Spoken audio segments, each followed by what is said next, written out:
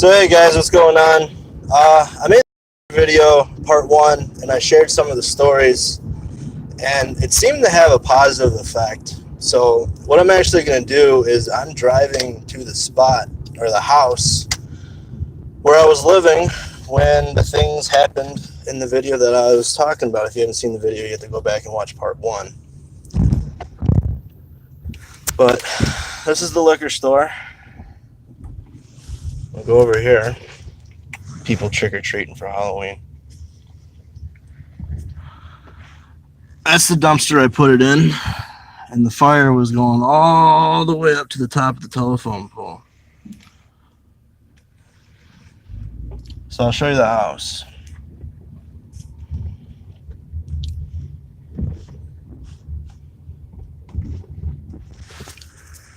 That's the house right there.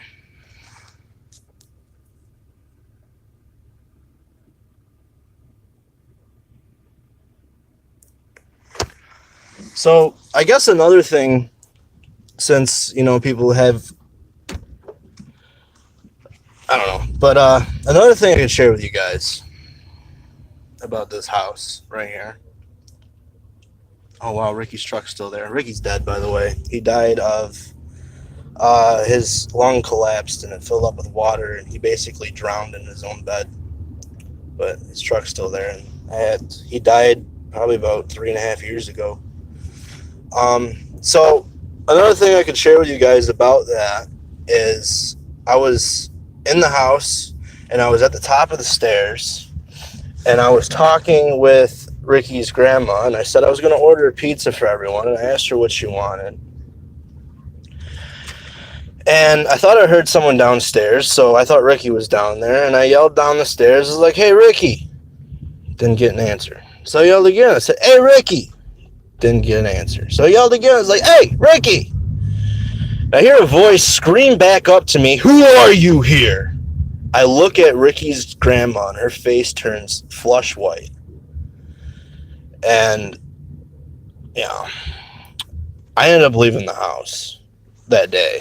I didn't stay there very long.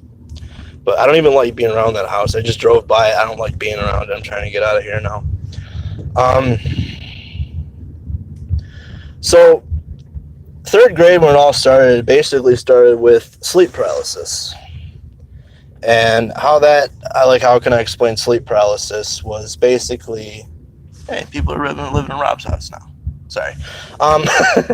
No, old friends, old memories over in this area. I haven't been over here in a while.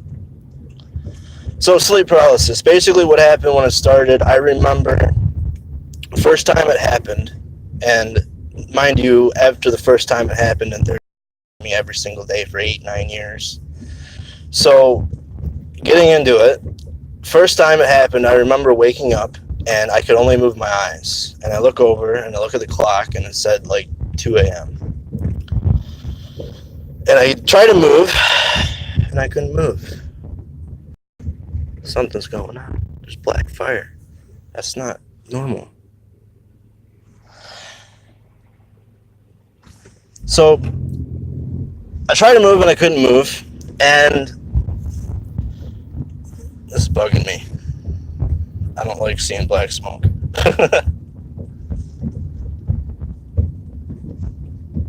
Okay.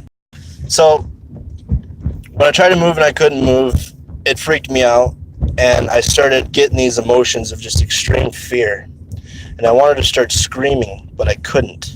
I couldn't even muster up the strength to get a whisper out. I tried really hard to move, and I couldn't. And I tried so hard to move that it ended up wearing me out, and I fell back into a sleep.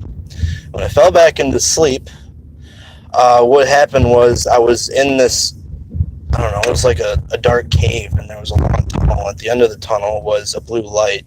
So I started walking towards this said blue light. I know it sounds crazy, but the closer I got to it, the darker it became. And finally, when I got into the open room at the end of this tunnel that had the blue light, the light was mostly black, and it looked like a big ball with a cloud in it, and you could see some of the blue in it. But when I got ultimately really close to it, it just went completely black. So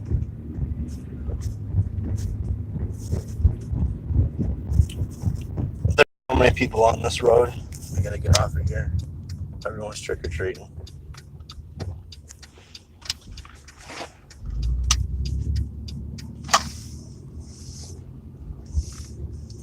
So, like, I was in this place, and I remember just starting to hear familiar voices.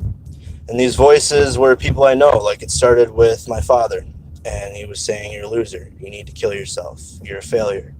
And then my mother's voice joined in, and that started happening. And then my brother's voice joined in, and that started happening. And then kids from school joined in, and that started happening. This is crazy. My ADHD is going insane with all of this trick-or-treating stuff, man. But going through that, like, I showed you guys the house where that happened. I showed you the dumpster and everything from what I was talking about in the first video. That's why I'm over in this area. Trying to be cautious and look out for kids who want to run across the street right now, and be more talkative when I get on the main road. But no, when I was in that place, in that dream, like, I went sleep paralysis and I struggled and I fell asleep and I went into that dream and I had all those familiar voices telling me that I'm a loser, I need to kill myself. It felt like I was there for 6 hours. And I wake up and again, I can't move. I want to scream. I'm overwhelmed with fear and I can't do nothing about it. And like I said, I felt like I was in that dream for 6 hours, and I turned my eyes and look at the clock and it's only been 10 minutes. So I started struggling. I wear myself out again and I fall asleep. I fall asleep, I go to a different place. And this dream I am not willing to talk about because it's crazy. But it felt like I was there again for 6 hours, and I wake up and only 10 minutes goes by. This happened every single night, like I said, for 8 or 9 years, ever since I was in 3rd grade. And it's something that I struggle with, and like, that's just sleep paralysis. I went through other things, how I felt that heaviness and that extreme fear, and I couldn't move. I felt that in like extreme amounts sometimes. And again, I'm really stumbling talking about this because it's something that makes me nervous, something I don't really like talking about. It's someone's going through these things. I know it. And it's going to reach somebody. Because I know when I went through them, I tried talking to people, and I'm really thankful that my mom commented on my last video. And, you guys, I'm not lying about this stuff. Ever since I was in 3rd grade, I talked to my mom about it, and I told her what was going on, to her about those things, and she talked to a whole bunch of different pastors. I remember one time she was walking down the hall, and she walked past my bedroom, and as soon as she walked past my bedroom, she had a feeling like something surrounded her, and it was like a pressure. And as soon as that happened, she said she felt severe depression, like she wanted to just break down and cry. And her reaction was to call like 4 pastors over to the house to go around and pray and bless the place. And I think that's really when she started to say, like, okay, something is going on here. But they came in, they're like, oh, no, we don't think anything's here and all this stuff. They didn't do anything, really. But, no, demonic torment is something that has been really real in my life. I remember I was going through the season of just severe depression, and I ended up cutting myself. Like, I was cutting my wrists really bad, and I was living with this lady named Denise, who was in her 60s. She took me in, let me crash on her floor, and she got a hold of my mom or something. I don't know how it all went down, but I ended up admitting myself in a mental hospital because I was suicidal. I wanted to kill myself really bad. I was cutting myself, and I was hearing voices. So I admitted myself in the mental hospital, and I told the doctor, I said, I think I'm schizophrenic, and I want to take care of it. There's something going on. And I got admitted, and I was only there for 8 days. Now, I remember I went into, I don't know what you call it, like a counseling session or something with one of the doctors. And the doctor was looking at the notes. He said, okay, you say you hear voices. And I said, yes, I do. He says, it happened and now? I said, yes, it is. Now, these voices weren't audible. They were things like thoughts in my head that just randomly came and would race through my head like crazy.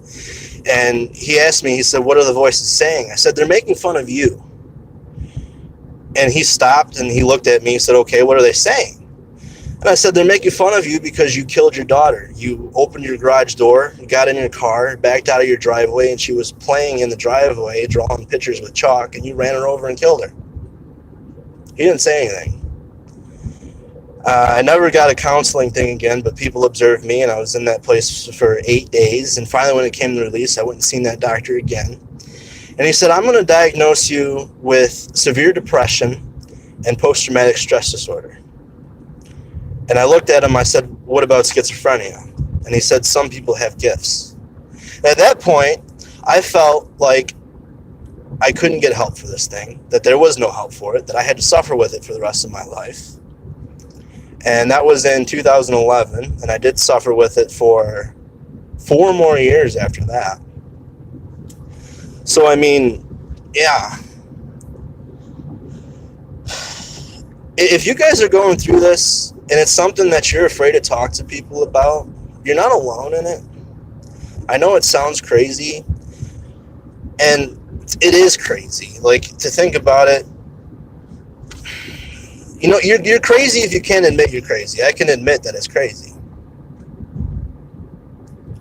But I don't know. I know the things that happened were real. Another thing that used to happen to me was something used to follow me. I don't know what it was, but I'd walk down the street, and it's happened to my mom too.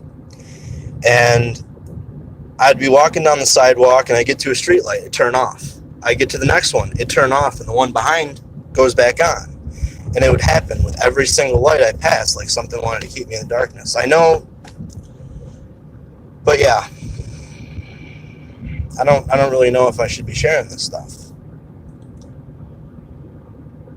I might delete this one because I think I shared more than I'm willing to share. Because it is absolutely insane, absolutely hard to believe, hard to understand.